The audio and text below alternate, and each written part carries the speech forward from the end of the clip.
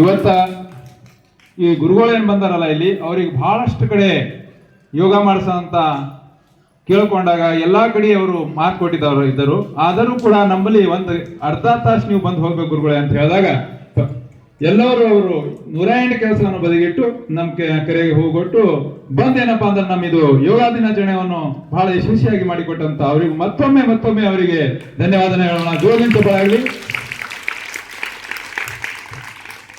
Babu sir ಅವರಿಗೆ ಯೂನಿವರ್ಸಿಟಿಯಲ್ಲಿ ಇದೆ ಅಂತ ಹೇಳಿದ್ರು, ಬಾಬು ಜಾಧವ್ ಸರ್ ಅವರು.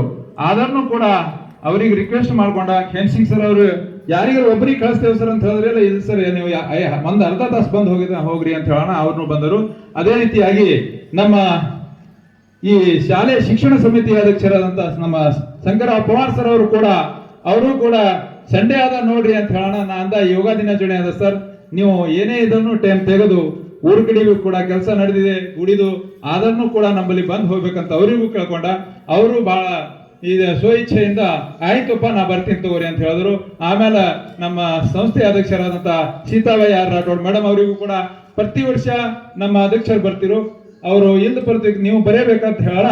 ಅವರು ಕೂಡ ಬರ್ತೀನಿ ಅಂತ ಒಪ್ಕೊಂಡ್ಬಿಟ್ಟು ನಮ್ಮ ಈ ಕಾರ್ಯಕ್ರಮ ಬಂದರು.